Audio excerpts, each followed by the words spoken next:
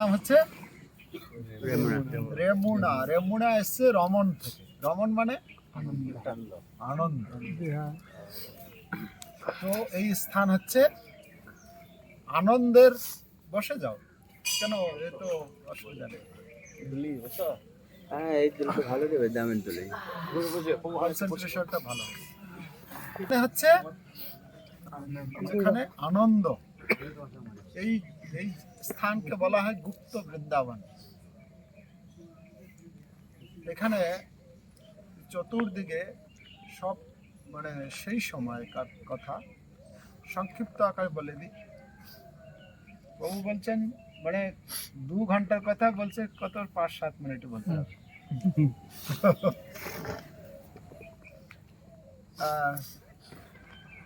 ভগবান রামচন্দ্র তিনি যখন বনবাসের জন্য বেরোলেন, কত বছরের জন্য বনবাস ছিলেন? 14 বছরের জন্য বনবাসে বেরিয়েছিলেন। তো তিনি অযোধ্যা থেকে বেরিয়ে ওই প্রয়াগ চিত্রকূট মানে ভারতদাস আশ্রম যে আছে, কোথায়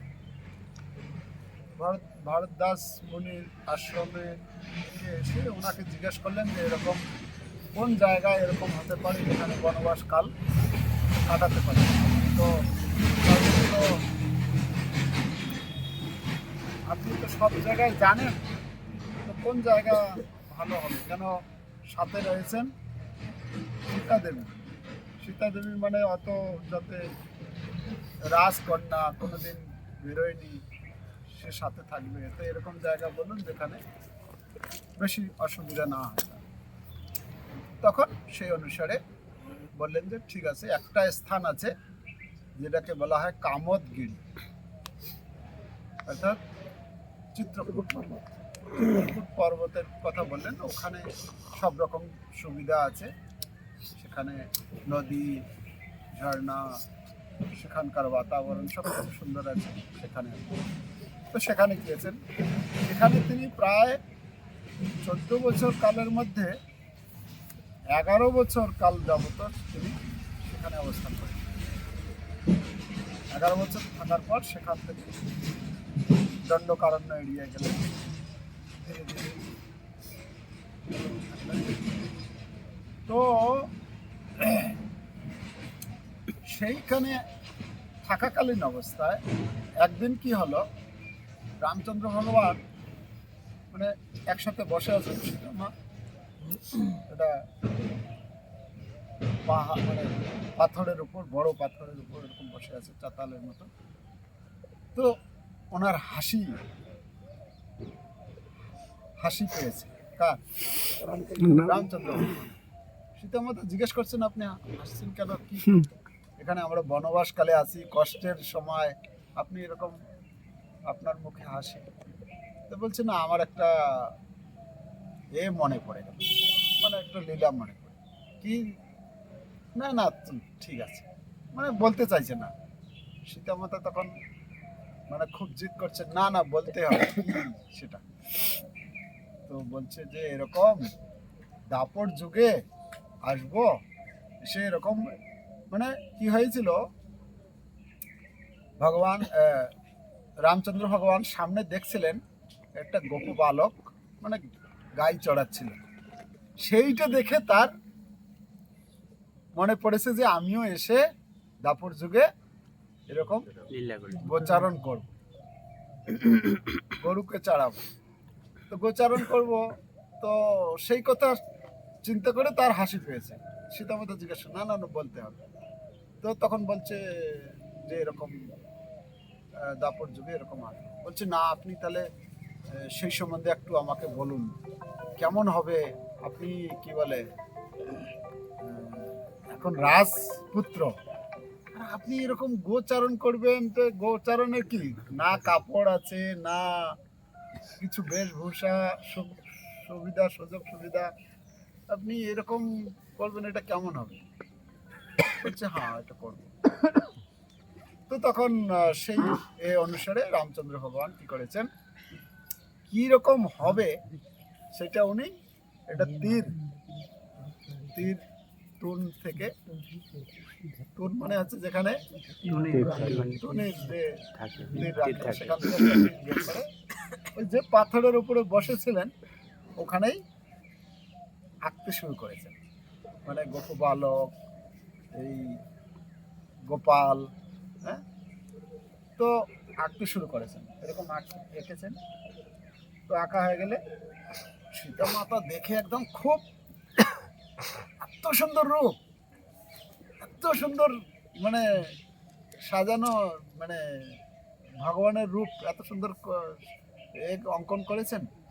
তো সীতা মাতা বলছেন এ তো আপনার থেকে তো বেশি আকর্ষণীয়। আচ্ছা, তো তখন সীতা মাতা বলছেন যে না ঠিক আছে, খুব সুন্দর লাগছে, কিন্তু একটু ড্রেসিং করে দিলে ভালো আরো, মানে একটু ফুলের মালা, একটু হয় না ড্রেসিং করা।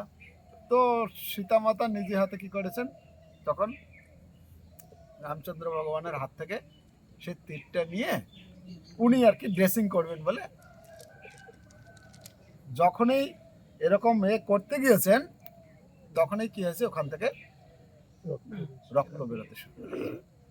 রক্ত বেরোতে শুরু করেছে। কি তখন রামচন্দ্র ভগবান বলছেন দেখো এ তো মানে কি বলে প্রতিষ্ঠা, মানে ভগবান রামচন্দ্র নিজে হাতে তৈরি করেছেন, মানে অলরেডি ওটা জীবন্ত হয়ে গেছে। মানে আমরা যখন বিগ্রহ প্রতিষ্ঠা করা হয় বিগ্রহ, তখন কি করা হয়, তখন বিগ্রহ মধ্যে ভগবানকে আহ্বান করা হয়, কিন্তু এখানে রামচন্দ্র ভগবান নিজে হাতে করেছেন মানে জীবন্ত। তো তখন সীতা মাতা চিন্তা করলেন যে আমার তো তাহলে অপরাধ হয়ে গেল, এই অপরাধের কি করে মোচন হবে, না তার সেবা করলে মোচন। তার সেবা মানে সেই বিগ্রহ জীবন্ত হয়ে গেছে। তো তখন সীতা মাতা ওখানে যতদিন ছিলেন, মানে এটা ঘটনা হয়েছে প্রায় ধরুন হয়তো যাওয়ার 1-2 বছর পরে, আর 2 বছর পর থেকে পুরো একদম শেষ সময় পর্যন্ত, মানে যতদিন চিত্রকূটে ছিলেন ততদিন পর্যন্ত সীতা মাতা নিজে হাতে সেই জঙ্গল থেকে ফুল তুলে এনে মালা গাঁথা, সাজানো, চন্দন কর্পূর ইত্যাদি দিয়ে তাকে সুন্দরভাবে যা কিছু সুন্দর ফল এনে নিবেদন করা ইত্যাদি সবকিছু করেছেন। যখন ওখান থেকে যখন চলে যাবেন চিত্রকূট, ও তো আলাদা বিগ্রহ নয়, এটা কিসে, পাথর ধরে, হয়তো বিশাল বড় পাথর আছে তার উপরে করেছে। সেটা কি করে নিয়ে যাবেন, সে তো আর নিয়ে যেতে পারবেন না। তখন প্রণাম করে যে আসছি বলে ক্ষমা করবেন।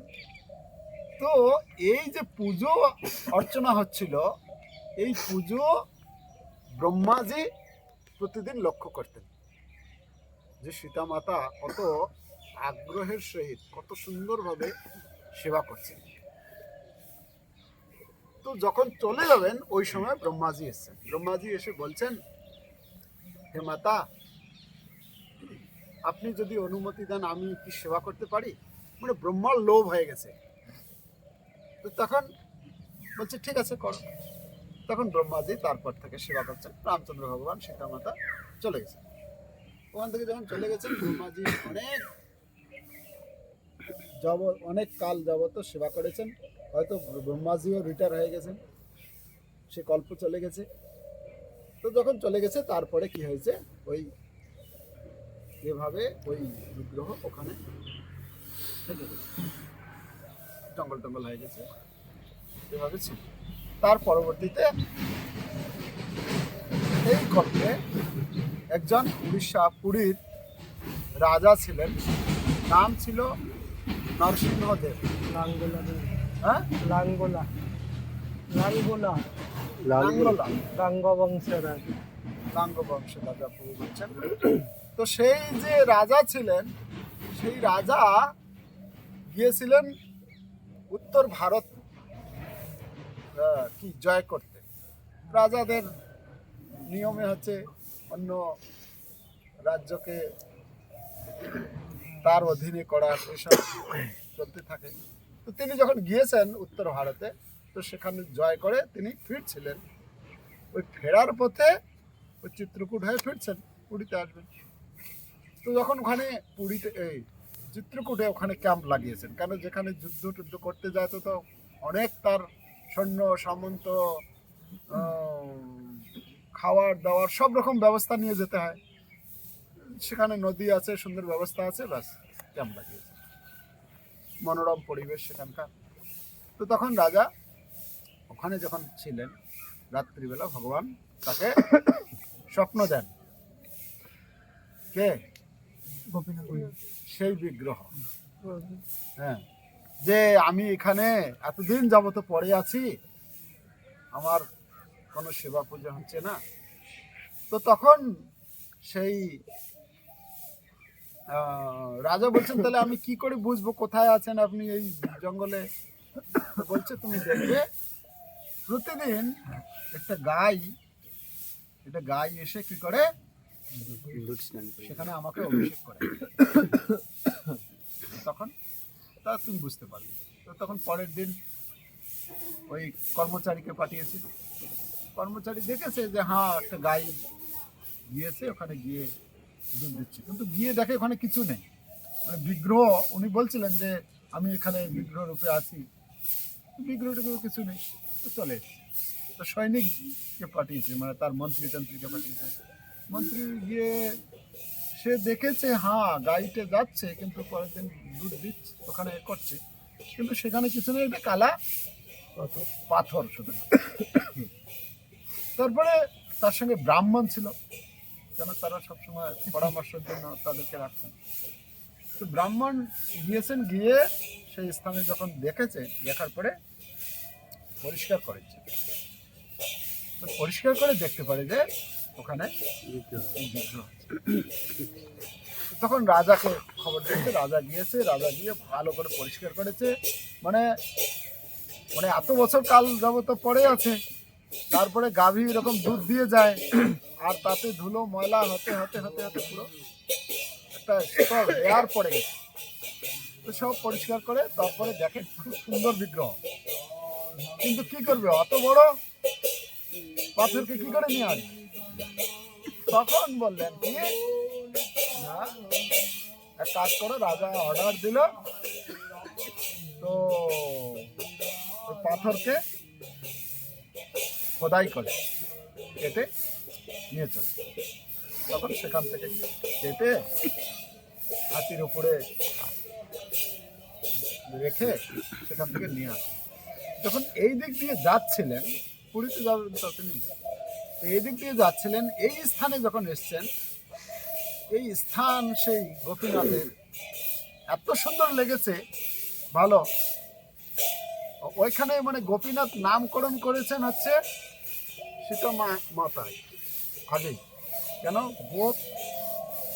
গোপীদের তিনি নাথ, গোপীনাথ। তো গোপীনাথ এখানে যখন এসে পৌঁছেছেন, এখানে এসে পৌঁছালে এই স্থান তার খুব ভালো লেগেছে, কেন এখানে চতুর্দিকে গোপ জাতি, মানে গোয়ালা, গোপালন করে যারা, তাদের বাসস্থান চতুর্দিকে। গোপাল কি পছন্দ করে? দুধের তৈরি। এখানে দুধ অ্যাভেলেবেল আছে, চতুর্দিকে সব গোপী গোয়ালারা রয়েছেন। তো তখন গোপীনাথের ইচ্ছা হলো যে না, আমি এখানে থেকে যাব। আর সেই গোপীনাথের ইচ্ছা অনুসারে রাজা চিন্তা করলেন যে ঠিক আছে, তাহলে এখানেই সব। তো রাজা তখন এখানে মানে পুকুর খনন করে দিলেন, তার সমস্ত রকম ব্যবস্থা, তার জন্য গোশালা তৈরি করে দিলেন, সব ব্যবস্থা করে দিলেন। ব্যবস্থা করে তারপরে সেবা পূজার সমস্ত বন্দোবস্ত করে দিয়ে তিনি চলে গেলেন। আর এইভাবে সেবা পূজা চলছে। তখন কি নাম? বিগ্রহের নাম গোপীনাথ। এই গোপীনাথের সেবা পূজা চলতে থাকলো। তার পরবর্তীতে, যেহেতু আমরা চলে যাব এখন এখানে তাড়াতাড়ি, টাইম হয়ে গেছে, তো এই জন্য আর পরবর্তী লীলা আমরা অন্য কোনো সময় আবার পেলে সেই লীলা কথা বলবো। তো গোপীনাথ পরবর্তীতে যখন মাধবেন্দ্রপুরীকে ঈশ্বরপুরে চৈতন্য মহাপুর গুরুদেব হচ্ছেন ঈশ্বরপুরে ঈশ্বরপুরীপদের গুরুদেব হচ্ছেন মানে চৈতন্য মহাপুর দাদা গুরু, হ্যাঁ দাদা গুরু পরম গুরু আমাদের যেরকম প্রভুপাদ নাকি চৈতন্য মহাপুর সেরকম মাধবেন্দ্রপুরীপাদ যখন গোপালের আদেশে মানে মাধবেন্দ্রপুরীপাদ গোবর্ধন থেকে যখন পুরীতে যাচ্ছিলেন গোপালকে চন্দন লেপন করবেন বলে এখানে যখন আসেন তখন তিনি এখানে অবস্থান করেছিলেন এক রাত্রি। তো তখন থেকে নাম হলো স্ট্যাম্প লাগানো হলো নামের আগে গোপীনাথের আগে গোপীনাথের আগে চোর, কিন্তু কি চোর? ক্ষীর চোর, মানে ওটা একদম কি চুরি করেছে সেটা সহ স্ট্যাম্পটা লাগিয়ে, হ্যাঁ ক্ষীর চোর গোপীনাথ।